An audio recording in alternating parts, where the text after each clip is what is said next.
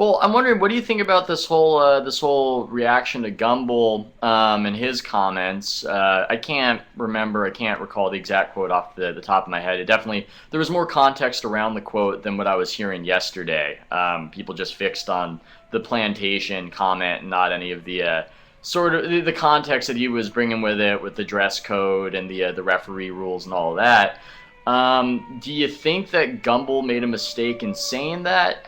My personal opinion on it is that he said something so frankly that people were aghast and peeved, and somehow I feel like we as a culture we've become almost more sensitive to railing against people playing the race card than actual racism, and that this might be an example of that. So that's my long-winded way of asking: do you think that he was out of bounds in saying what he said? I don't think out of bounds is the way that I would put it, but he should not have said it. The reason he should not have said it is he has to be smart enough to understand that you can't throw a comparison to slavery out there and not explain it. If you explain it very, very clearly, you have a fighting chance. And the example I've used this on television before, when the Dan Gilbert, LeBron James slavery thing came up. When I did my radio show about it, I said Dan Gilbert acted like a pimp who just lost his bottom bitch. I'd ride that out to the end, and I said it on television later. Like, I absolutely believe it and mean that, right? Nobody ever gave me any drama. Nobody ever gave me any problem.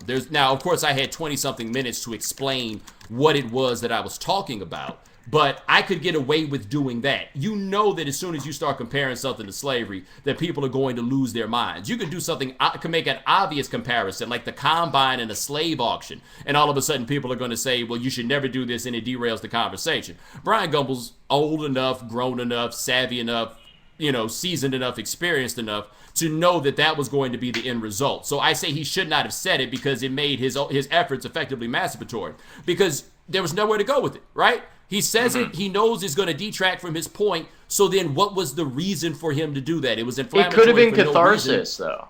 It could have been catharsis. Yeah, it might have Perhaps he wasn't explaining. It was just like, I feel this way and it bugs me, and he just said it.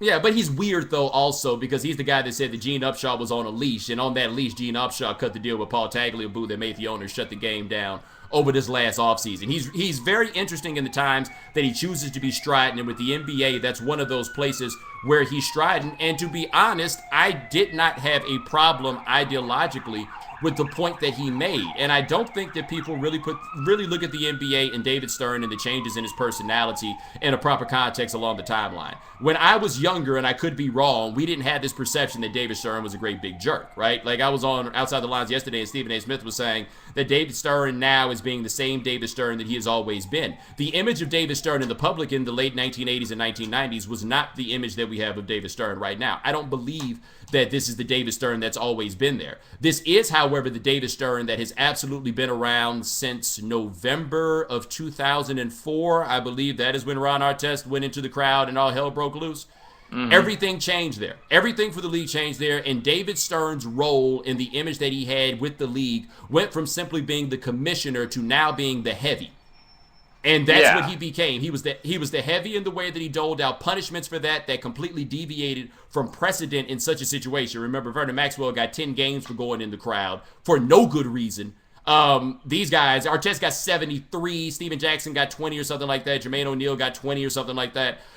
Stern became the heavy. Then we wound up with the dress code. Then we wound up with all the stuff that has come here. And it is not a coincidence that since Stern started playing the heavy, the public relations front from the NBA has improved. The health of the league has improved. And it's worth noting that the consumer base prefers a league that gives the perception that David Stern is in charge. And the Palace was the moment that it looked as if the players were out of control.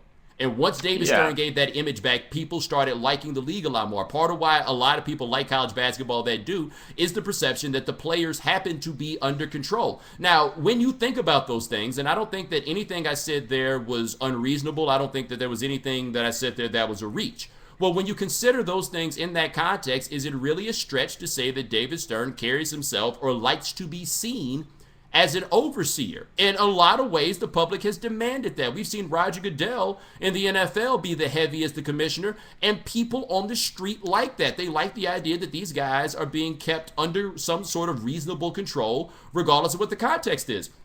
So I think that Gumbel should not have phrased it the way that he phrased it because it was unnecessarily inflammatory. And as a professional communicator, he had to understand that this was going to be the way what he said was received. At the same time, let's ask ourselves what the role of David Stern is, what the role has been, what it is becoming, the way that it has been carried out, and whether or not David Stern has found himself a niche as being the heavy and being the guy in control. And when people say this is just how David Stern is all the time, he's patronizing and condescending to everyone.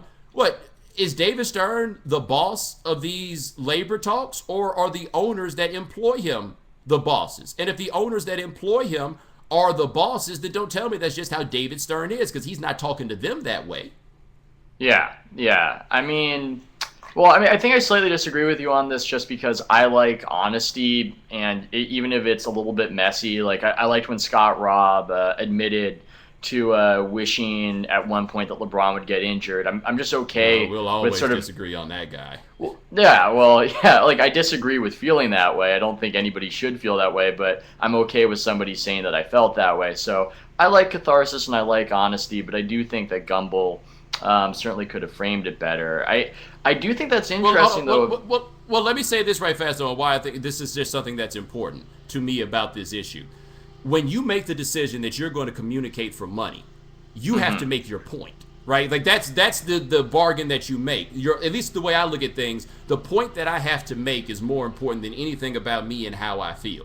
If you undermine your own point knowingly, you walk in there and say, I'm going to make a point, but you know what? I'm going to say it like this. Then you're doing this for yourself. And if you're only doing this for yourself, then you're no different than anybody else that's selling out for a check. You can think, you can say that you're so big and bad because you got on television talking about slavery. Well, I get on television and have made these comparisons to things of slavery. I've had to come and answer and clean up behind these guys. But I would not do those things if they would interfere with the point that I have to make. And if Bryant Gumbel really wants to make an impact, he's got to make the point. Yeah, I had enough context to understand where he was coming from, but with, if you read Playing for Keeps by David Halberstam, there's a whole lot on why and how David Stern would want to see him in control and how fans want somebody in control, especially with sports with a lot of black athletes, and that's why they like college basketball. But we're running short in time, so I'm going to flip it to Beckley. Thanks so much for talking with me, Bo. We'd love to have you on any future time. Well, I don't have a job, so I'm typically free. Well, all the more reason. Is Beckley on silent right now? Beckley's muted himself. I muted myself. Yeah, I was writing some things here.